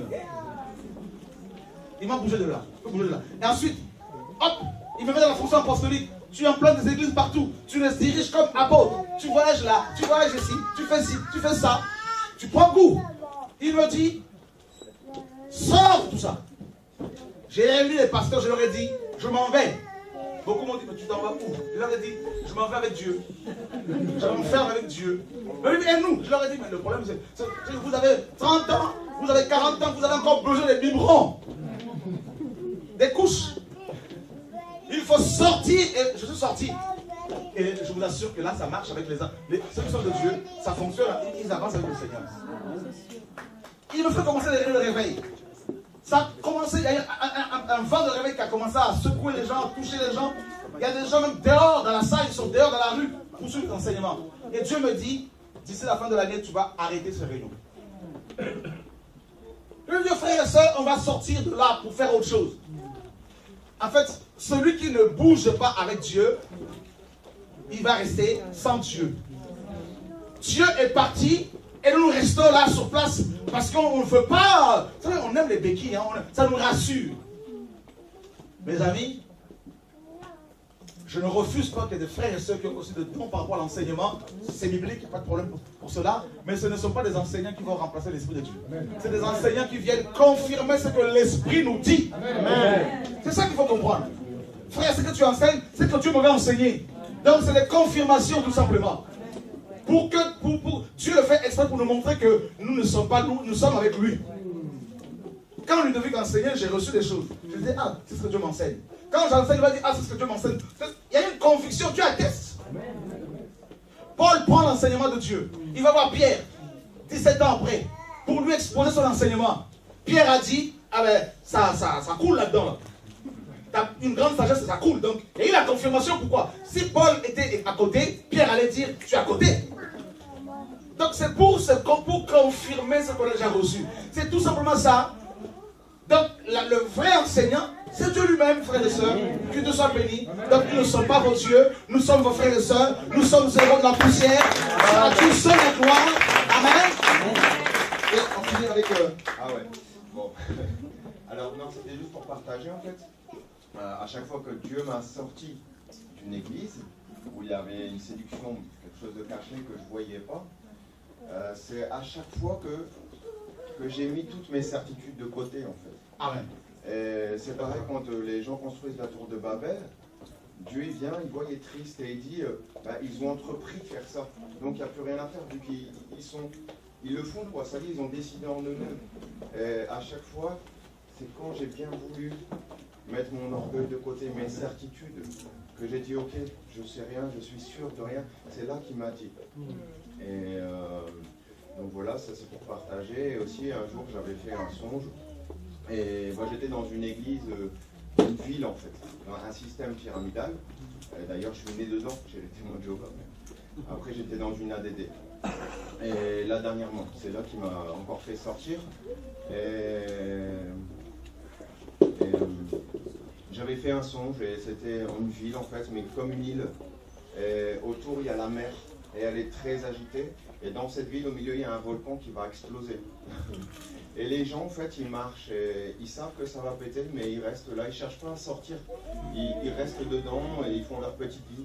Et nous, en fait, on cherche vraiment à sortir de là. Et on trouve des barques. Et on est tout seul dans notre barque, donc c'est des barques qu'on peut monter que seul. Et quand on est dedans, dans ces barques blanches, en fait, on est dans les flots, le volcan il pète, tout le monde meurt en fait. Et nous, on est dans les flots, la mer, elle est très agitée. Et il faut qu'on se tienne tous les uns les autres pour ne pas être éparpillés, en fait. Et c'est ce que tu disais tout à l'heure, les temps vont être difficiles. Et quand Dieu m'a dit, sors de la ville, sors de la ville dernièrement, il m'a donné un verset, il m'a dit, sors de la ville, va te réfugier dans la fente des rochers. Et j'ai fait un songe après, et je voyais les anges, en fait, enfin, je voyais un ange, en fait, qui combattait. Mais il y avait il commençait à y avoir beaucoup d'ennemis. Et en fait, il y a l'ange Gabriel qui arrive. C'est un ange glorieux. C'était waouh, c'était un rêve glorieux en fait. Mais l'ange Gabriel, il est en guerre en fait. Il est en guerre, et il lève la tête et il y a une boule de feu. Un truc, je ne peux même pas l'expliquer, mais une boule de feu qui sort, c'est pour dire que vraiment il y a la guerre là-haut. Il y a la guerre dans le monde spirituel. Et je sais que Dieu m'a aussi beaucoup parlé, il m'a vraiment aussi donné des versets que même les gens de la maison vont se retourner contre moi. Et c'est pareil pour tous les chrétiens en fait. C'est que si on veut suivre Jésus, il faut tout abandonner. Et voilà. Regardez, je me disais tout à l'heure, pendant que je parlais, le Seigneur me disait, tu vois, et là il établit certaines personnes comme des enseignants, comme la parole de Dieu effectivement. C'est pas pour amener des choses qui ne sont pas dans les Écritures. Et il me disait par rapport aux chrétiens de Béret. Hein, donc Paul enseignait, mais eux-mêmes qu'est-ce qu'ils faisaient? Ils allaient examiner. Hein, pour voir ce que Paul disait, c'était vrai ou pas. C'est ça qu'il faut comprendre. Donc on enseigne, c'est pour confirmer ce que Dieu vous dit déjà, ce que Dieu a dit dans sa parole, tout simplement. D'accord? Voilà. Donc que Dieu soit béni. Il y a une sœur qui avait levé la main. Merci. Je voudrais simplement dire que je pense à l'évangélisation. Quand tu dis qu'il faut parler du Seigneur à tout le monde dans les rues, partout où on va, je dis que c'est très bien. Mais aujourd'hui, je constate que des frères vont effectivement annoncer l'évangile, mais sans une Bible. Moi, je pense que celui qui veut vraiment parler de Dieu, il doit prendre le temps d'acheter quelques Bibles et garder avec lui. Quand il rencontre quelqu'un dans la rue, il dit « Jésus t'aime ». Il lui dit « Mais comment? Moi, je ne connais pas Jésus ». Il dit « Tiens, tu prends ça, tu commences à lire ce livre et Dieu même va te parler ». Comme ça, celui qui dit « Moi, je parle avec Dieu », Dieu promptement, en commençant à lire la parole, il sera avec Dieu. Il n'aura pas besoin de gesticuler ni d'aller ailleurs. Donc, je voudrais vraiment conseiller cela à mes frères. Vous qui voulez faire l'évangélisation, prenez le temps d'acheter des Bibles et d'aller avec. Et depuis, j'avais vraiment cela à cœur. Et une fois, on était allé à Bruxelles, le pasteur lui-même était là, et j'ai appris que Dieu lui avait mis à cœur d'écrire une Bible selon sa parole. Et j'ai dit, mais vraiment, Seigneur, tu es un. Tu as parlé de cela. Moi, j'ai dit, mais je veux acheter des Bibles, des Bibles, des Bibles. Et quand moi, je vais faire l'évangélisation, moi, là, je vais distribuer ces Bibles aux gens. Et je demande à quelqu'un, tu as déjà une Bible? S'il me dit oui, je ne lui donne pas la Bible. Parce que je veux la donner à ceux qui n'ont pas la Bible. Et j'entends qu'un frère africain, noir comme moi, Dieu lui dit, il l'a vu, il sait qui il est. Il dit, moi, ma parole là, il y a quelque chose que je veux que tu ajoutes parce que moi, je veux te parler. Et vraiment, j'ai été réjouie. Et je voudrais ici dans l'Assemblée encourager les gens à œuvrer pour que cette Bible-là, qu'ils réussissent à écrire cette Bible-là, qu'elle sorte et que Dieu glorifie son nom à travers son Fils qui est là. Vraiment, c'est ce que je voulais dire. Nous devons l'aider à vraiment réaliser ce que Dieu lui a mis à cœur. Merci beaucoup. En fait, pour bien éclaircir, c'est une révision que Dieu nous a demandé de faire. Donc, il n'y a pas de... C'est une révision, on se base sur... il y a bien sûr l'hébreu et le grec, et l'araméen, et on fait une révision, cette révision à partir de la Bible de Lamartine de 1744. Et voilà, et effectivement, en travaillant cette révision, on découvre beaucoup de choses. Et voilà, donc, voilà, on a à cœur vraiment la francophonie, que le Seigneur se révèle puissamment dans la francophonie, notamment en France, au nom de Yeshua. Et je voulais vraiment aussi vous encourager. Votre présence ici nous encourage beaucoup. Nous ne sommes pas là pour effectivement condamner, plutôt les œuvres de ténèbres bien sûr, mais notre objectif premier, c'est vraiment d'abord d'adorer le Seigneur et d'encourager des frères et sœurs que vous êtes. Vous voyez, donc ce temps de partage, même s'il peut y avoir, parfois ça peut être un peu chaud, mais c'est bien parce que ça nous permet vraiment de nous peaufiner, de nous fortifier, nous encourager. Et j'ai beaucoup aimé aussi tes questions, hein, frère. Hein, donc, je crois que tu es originaire de Madagascar. Ok. Donc il y a une belle œuvre qui se fait aussi là-bas. Bénissons le Seigneur. Donc on a fait des missions là-bas. Et on a vraiment à cœur des chrétiens comme vous. Et si vous nous voyez dénoncer ces pratiques, ces choses, ce n'est pas par méchanceté, c'est par amour. Parce qu'on a vu, on voit combien de chrétiens sont cassés, et blessés et qui ont perdu du temps par rapport à leur appel. Et on a besoin, c'est vrai, on a besoin des uns des autres. parce que vos témoignages m'encouragent, mon témoignage peut vous encourager. Donc ça, il n'y a pas de souci pour ça, parce que nous avons, chacun de nous a reçu une part de Christ. Amen. Donc quand on se retrouve ensemble, ben, c'est le feu qui s'allume.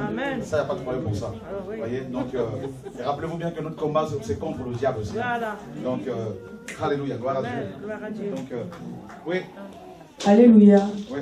Je vais seulement dire un grand merci au Seigneur pour ces rencontres avec frère et sœur Kouitou.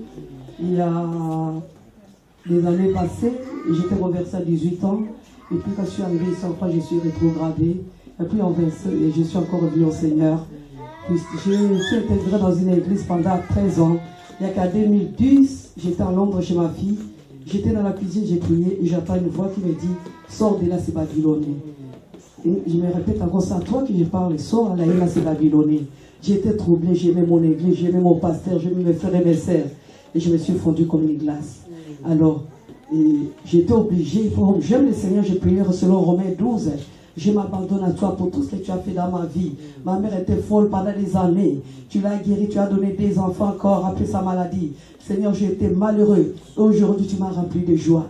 Pendant toute ma vie. Et c'est là, Seigneur, s'est révélé. Ces jours-là, à Londres en 2010. Et beaucoup de gens ne m'ont pas compris. Et le Seigneur m'a compris. Et j'ai béni le Seigneur. Depuis 25 ans, j'ai prié aussi pour mon mari, pour mes enfants. Et le Seigneur dit, cours Seigneur Jésus, tu seras sauvé, toi et ta maison. Amen. Le Seigneur m'a donné aussi Actes 15:15. Les paroles des prophètes s'accordera. Et le Seigneur bâtira la maison de David qui était détruite. Et toutes les nations viendront. C'est ce qu'il a appelé. C'est par la grâce de Dieu que je parlais le français. J'ai appris à parler le français par la Bible. Et aujourd'hui, mon mari aussi est venu. Ça fait 25 ans d'intercession. Et aujourd'hui, c'est son anniversaire. Et merci vraiment. Avec ton enseignement, ça m'a encore ouvert les yeux. J'ai compris, j'ai dit, il y a encore quelqu'un qui est sorti de Babylone comme moi. Que le nom de Yoshua soit élevé. Alléluia, jamais. Tu vas beaucoup, jeune fille, tu vas beaucoup chanter pour le Seigneur. Hein? Il y a vraiment... Tu es comme une perle dans le royaume du Père. Et je te vois, essaie d'apprendre à jouer un instrument, je ne sais pas si tu ne le fais pas encore. Dieu veut que tu chantes comme David chantait, comme Myriam. Et Dieu va te faire bouger, je vois des ailes, beaucoup voyager pour vraiment partager, aider les gens. Et je te vois comme une avocate en train de défendre les autres, d'aider les autres, de soutenir les autres. Les nécessiteux, les pauvres, et en train de leur distribuer du pain, leur donner à manger, tout ça au nom de Yeshua. Mais Dieu veut particulièrement que tu te consacres davantage à la prière, parce qu'il y a des choses à te communiquer. N'est-ce pas? Si l'ennemi va tourner de plus en plus autour de toi pour te distraire, il y a un appel depuis le ventre de ta mère, le Seigneur t'appelle et t'a consacré. Voilà. Dieu est bon. Il y a une personne qui a beaucoup de douleurs abdominales que le Seigneur guérit. Hein, donc tu as beaucoup de douleurs, hein, donc le Seigneur te guérit, et c'est une femme.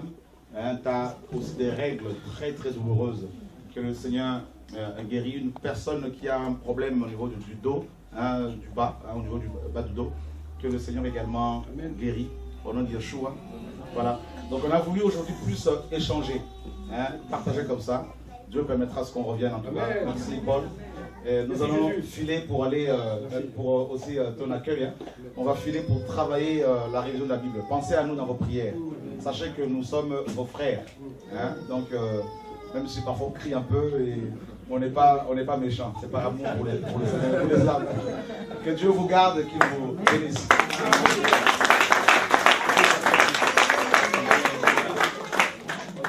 C'est pas en vain que le Seigneur nous a ramenés dans cette assemblée. Si vous êtes rentrés ici, c'est parce que vous avez été poussés par l'Esprit de Dieu. Si vous êtes rentrés ici, vous avez reçu, je pense, la nourriture. Cette nourriture-là, gardez-la.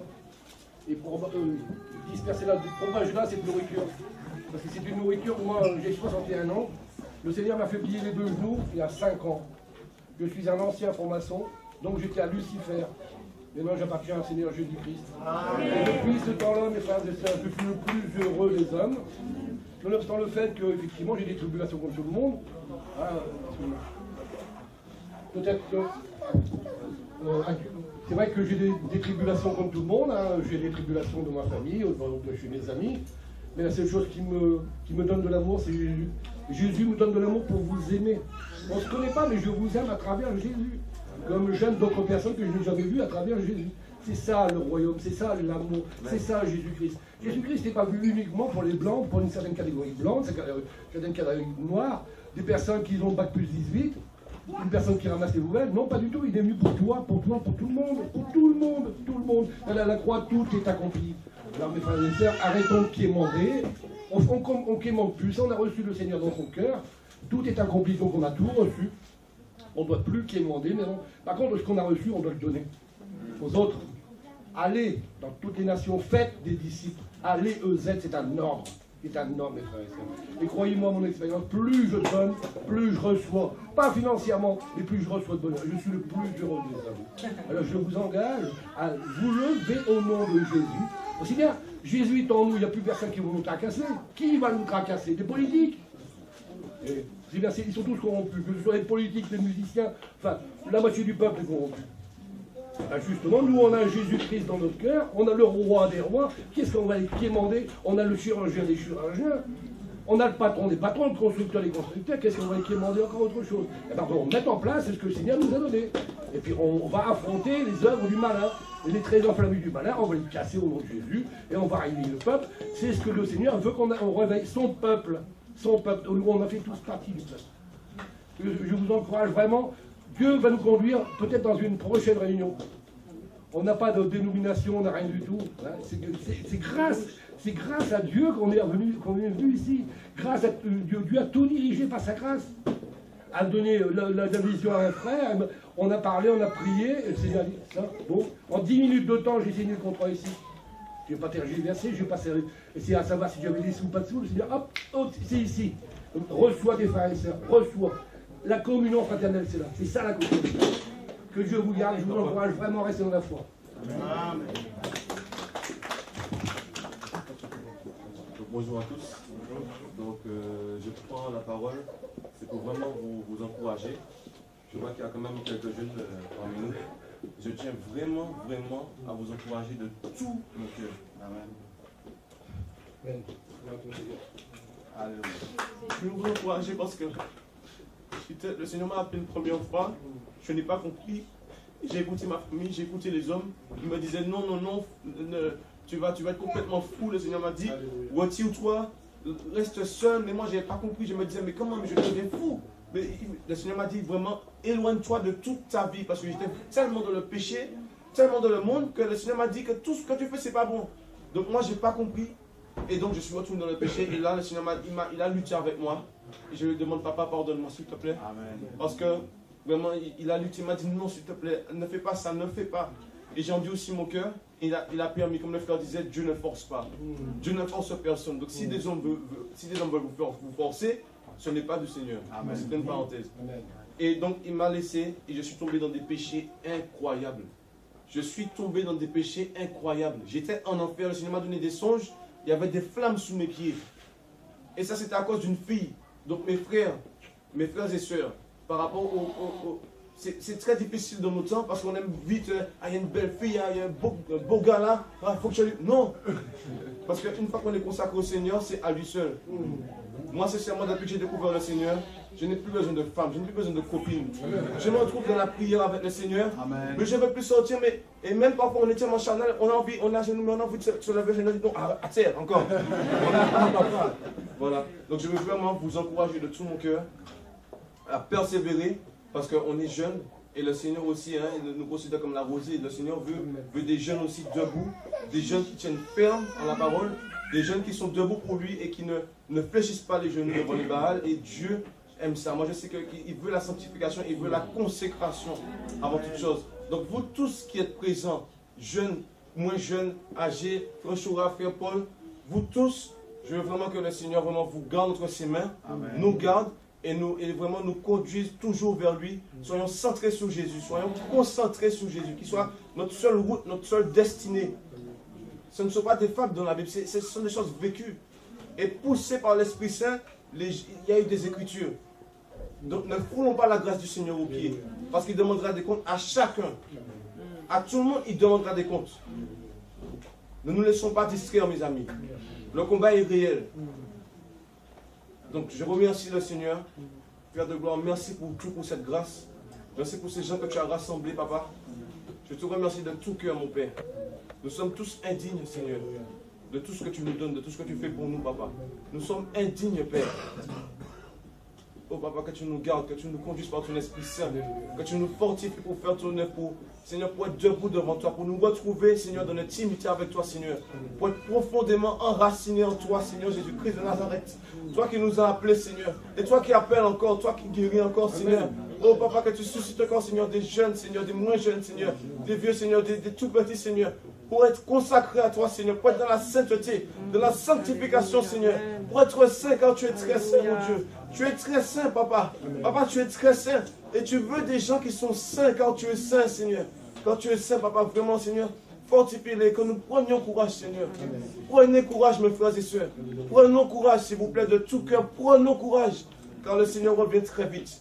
Il revient très vite. Ce ne sont pas des paroles en l'air. Le Seigneur tient sa parole et il tient sa gloire. S'il a commencé un travail dans vos vies, il la finira au nom de Jésus-Christ de Nazareth. Car Jésus tient à sa gloire. Il veut sa gloire.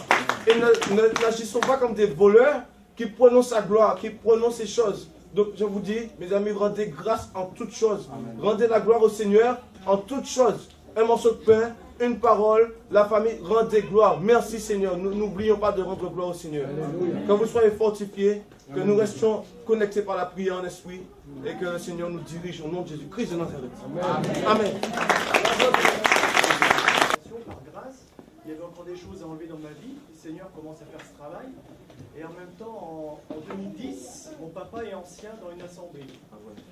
Et il fallait faire un choix d'un autre ancien. Donc tous les anciens, le pasteur dit, bah, c'est comme ça, c'est telle personne. Mon père, qui aime Dieu, le craint, même s'il est encore dans le système, mais il dit, bah non, il faut demander à Dieu, au Saint-Esprit, on va tous s'y mettre. Alors frère, si tu n'es pas d'accord, tu démissionnes. Donc là, ça a commencé à me perturber le système que je n'avais pas encore compris. Et j'ai été complètement, entre guillemets, explosé. C'est-à-dire mes certitudes, bien que je me suis converti dans une chambre d'étudiants sans aucune église, mais par la prière de mes parents, je m'étais habitué, merci, je m'étais habitué au système, quoi. Et puis après, on retombe dans nos travers, etc. Dimanche, on est beau, etc. On a des luttes, des combats, on devient fou, on se dit, c'est pas possible. Mais ça a été le déclencheur. Après, avec mon époux, j'ai muté, et on s'est retrouvé dans une toute petite assemblée. Et puis, j'étais comme détaché de l'église, en fait. Et c'est en 2012. Et là, j'ai commencé à avoir des pensées par rapport à la fin des temps. Alors, autour de moi, on dit, mais t'es complètement cinglé, profite, vis ta vie, etc. Et donc, ce que je veux dire, c'est que c'est un phénomène qui n'est pas... Ah, merci Seigneur pour le frère Chorin, mais ça arrive dans beaucoup de personnes. Et après, ça s'est passé que... là, on est sur une assemblée pas trop loin, mais quelquefois, on y va, j'ai même pas envie d'y aller. Et la dernière fois, on y a été, on entendait les booms, badaboum à 100 mètres, à 50 mètres. On arrive, c'était un concert, je suis reparti. Ma femme m'a rejoint 5 minutes après. On n'est pas nourri, on est mal. Donc, dans beaucoup d'assemblées, c'est comme ça. Et ça a été une déchirure pour moi, mais en fait, on apprend à faire la part des choses, à ne pas se laisser dominer. Et puis, bah, s'il faut prendre ce qui est bon, c'est dans la parole. Hein. Donc, quitte à souffrir, parce qu'on devient comme des gens, comme des petites lumières éparpillées, mais le système, dans mon esprit, par la grâce de Dieu, il part. Amen. Mais en même temps, il ne faut pas oublier la communion fraternelle. Mais là, on l'a. C'est un juste équilibre. Amen. Je vais juste un petit éclaircissement, une petite explication. Moi, j'étais dans une église traditionnelle et le Seigneur m'a enlevé de cette église. Et moi, je comprends très bien ce qui se passe en ce moment, mais ce que je demande à tous ici, c'est de prier pour ces églises. De prier pour ces personnes qui sont dans l'aveuglement. Mais moi, j'ai toujours à cœur mes frères et sœurs qui sont dans ces églises. On parle du danger par rapport à ces églises. Mais imaginez un petit peu qu'on détruit, je parle des bâtiments, on détruit tous ces bâtiments qui n'existent plus. Qu'est-ce qui va se passer? On détruit, il y a vraiment destruction physique. Je vais expliquer ça. Je peux? Mais moi, peut-être... En fait, le problème c'est ces bâtiments ne garantissent rien. C'est ça qu'il faut que l'on comprenne avec frère. Ne garantissent absolument rien. Ces bâtiments ne sont pas un gage de protection, de sécurité. Pas du tout. La preuve, je me suis converti en 1986 dans une église pentecôtiste, Assemblée de Dieu. Et il y a eu un début de réveil à l'époque, hein, ici et là, dans les nations. Et on a commencé à vivre ce réveil. Et on ne voyait plus Dieu dans nos réunions d'église. Les pasteurs avaient leur salaire, comme c'est le cas. Donc ils prêchaient plus pour leur salaire que pour amener les gens à Christ. Donc on est sortis. Nous sommes allés dans une église baptiste. C'était la même chose. Alors, qu'est-ce qu'on faisait? On était très jeunes. On combinait les églises traditionnelles et les groupes de prière dans les maisons. Et dans ce groupe de prière, il y avait la vie de Dieu.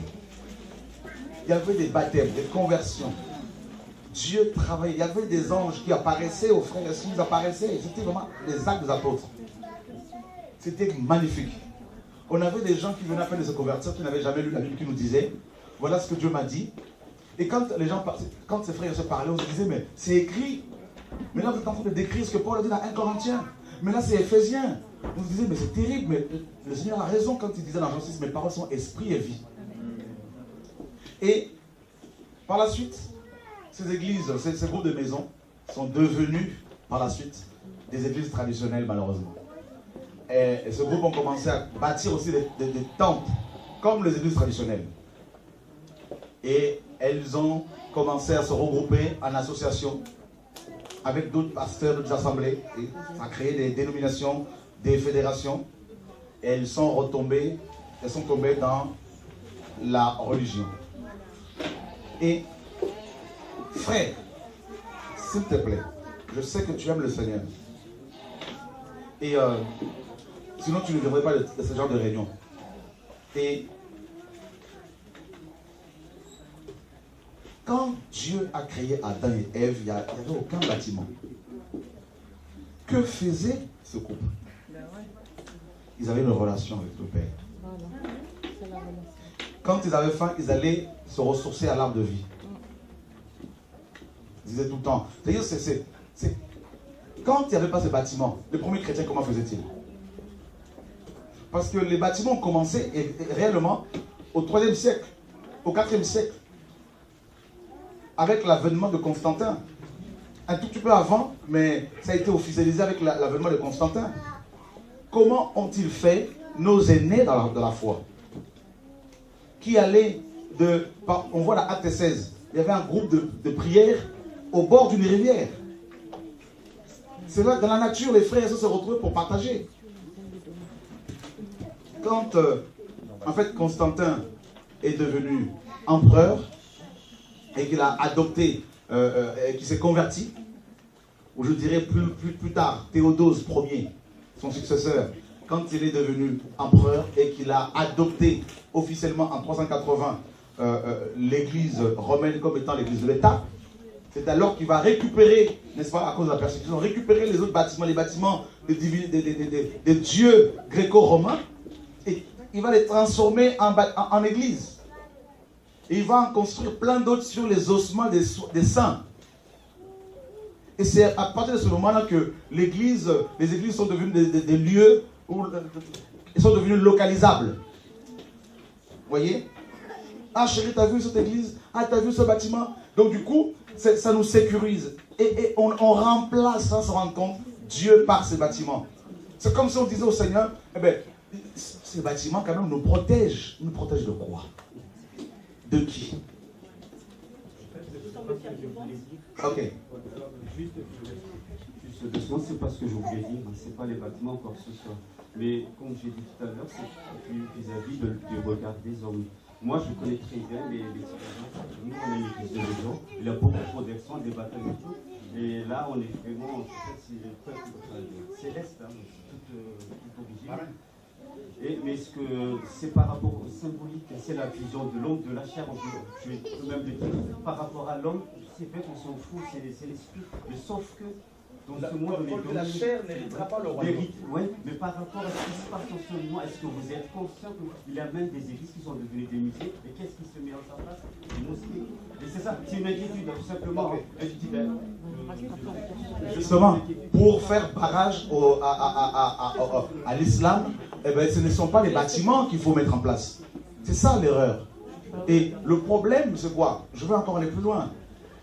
Il y a un frère, le frère témoignait tout à l'heure, quelqu'un témoignait ici en disant, ils sont convertis chez lui, et notre sœur, Fatia, elle s'est convertie le Seigneur l'a touchée chez elle, elle va dans une assemblée bâtiment, et elle va se rendre compte que c'était pas ça.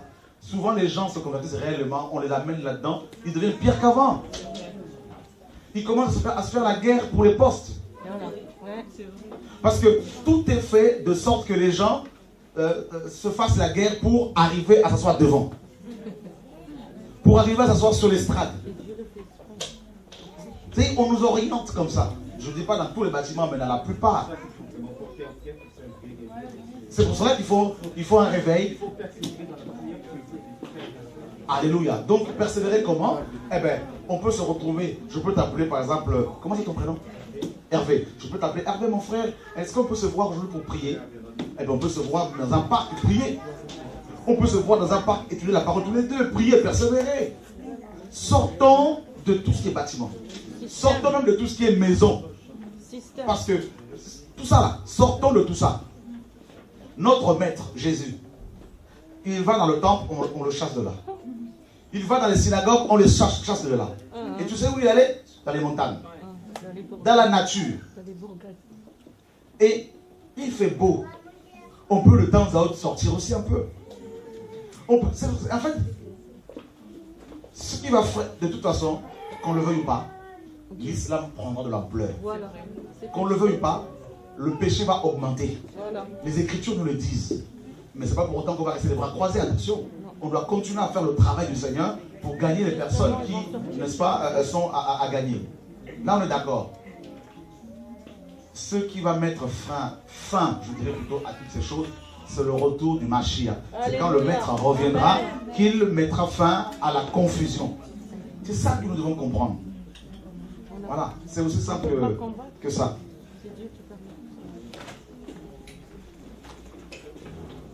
On va... En fait, c'est juste, je rejoins ce qu'il disait tonton, parce que c'est, si j'ai bien compris, c'est l'inquiétude pour les personnes qui sont dans ces bâtiments, quand ces bâtiments ils vont exploser, vraiment de déjà les porter en prière en fait, pour pas que ce soit le monde qui prenne leurs âmes et qui restent attachés à Jésus, qui restent attachés à Dieu et qu'ils ne soient pas perdus en fait. D'accord. Jusque dans tout ça, que nous on ouvre les yeux et qu'on passe le message parce que c'est super important de... D'accord.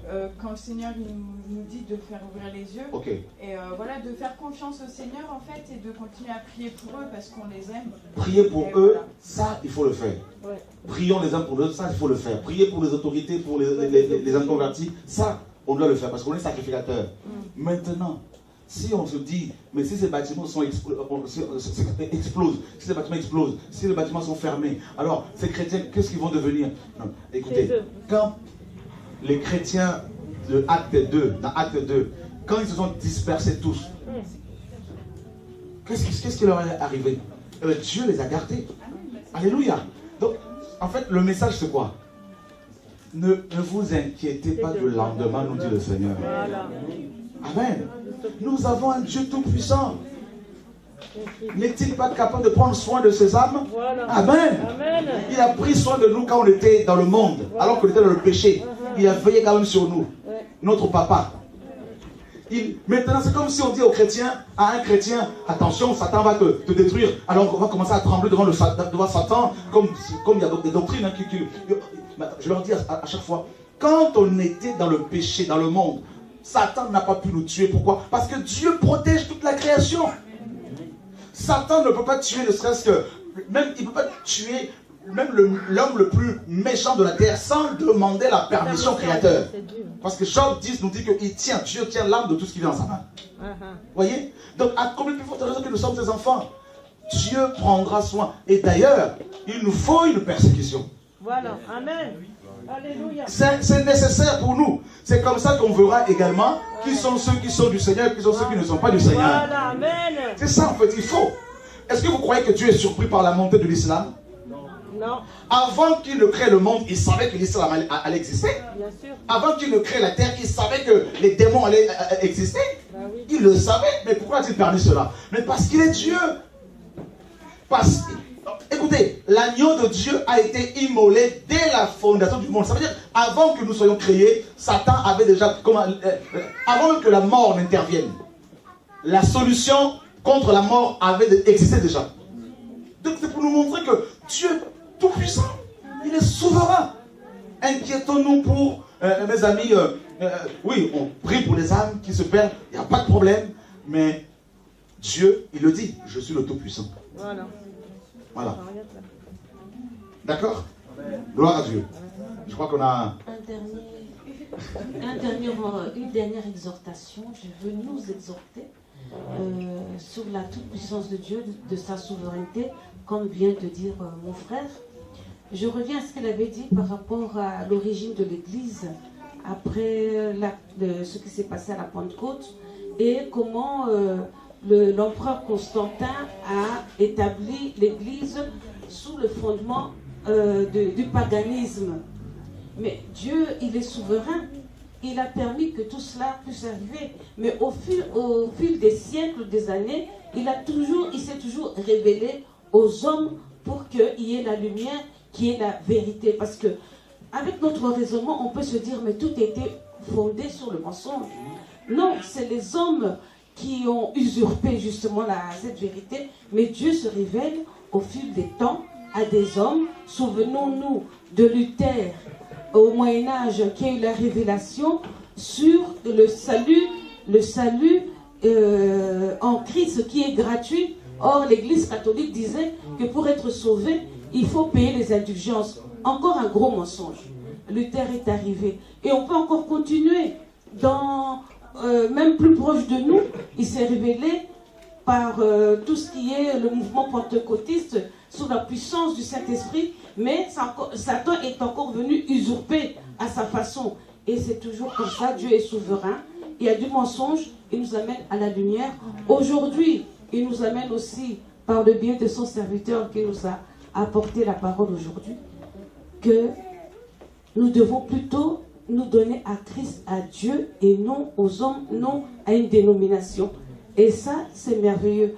Aujourd'hui, je n'aurai pas le temps de témoigner, mais je vous assure que le Seigneur, je vis une relation vraiment de cœur à cœur avec Dieu. J'entends la voix, j'ai des visions, ce n'est pas de la théorie, c'est vraiment une lettre vivante dans ma vie. Amen. Pourtant, ce n'est pas pour autant que j'ai une vie d'amour et d'eau fraîche, comme on le dit. J'ai eu des persécutions. J'ai tout pour abandonner Christ. Si je vous raconte tout ce que j'ai traversé, il y a mes soeurs Marie-Odile qui est là, qui peut témoigner. J'ai vécu tout pour abandonner le Seigneur. Mais je vous assure que je suis une sœur heureuse, j'ai la paix, j'aime le Seigneur et c'est lui seul qui me donne la capacité de surmonter les épreuves. Il est merveilleux, ne lâchez pas ce Dieu. Amen. Regardez bien, voyez le message que nous prêchons là par exemple. Pour vous montrer à quel point Dieu enseigne ses enfants. Quand le Seigneur m'a dit, commence à dénoncer Babylone, va et libère mon peuple. Frère, c'est pour ça que personne ne peut croire qu'il a l'exclusivité de la révélation, de l'illumination. Même quand Luther a reçu l'illumination sur Romains 1,17, il n'était pas le seul. Il y avait des paysans qui l'avaient déjà reçu et qui ne savaient pas comment s'exprimer. Voyez? Parce que beaucoup avaient peur. Les hommes de l'ombre, les femmes de l'ombre, souvent on n'en parle pas. On parle plutôt de ceux qui sont au devant, entre guillemets. Quand le Seigneur m'a parlé du retour à la parole, de la réforme de nos églises, quand on a commencé à crier sur la dîme notamment, je me suis aperçu que, mais des chrétiens venaient me voir pour me dire, frère, ce que tu enseignes, on l'avait déjà reçu. Il y avait un malaise dans nos cœurs. Je me dis, mais Seigneur, mais en fait, on n'a pas à se glorifier de quoi que ce soit. Donc l'Esprit avait déjà prédisposé les cœurs. Voilà. Les gens avaient déjà reçu ces choses dans leur cœur. Ouais. Étant dans leurs assemblées traditionnelles, ils se voyaient bien que c'était pas ça. Ouais. Mais il fallait simplement des gens qui avaient le courage de l'Esprit, encore pour aller crier, afin qu'il y ait comme un soulèvement populaire, un réveil. Et c'est exactement ce que... Donc Dieu est vraiment le meilleur enseignant. Et c'est pour ça que nous voulons lui faire vraiment des acclamations. Amen.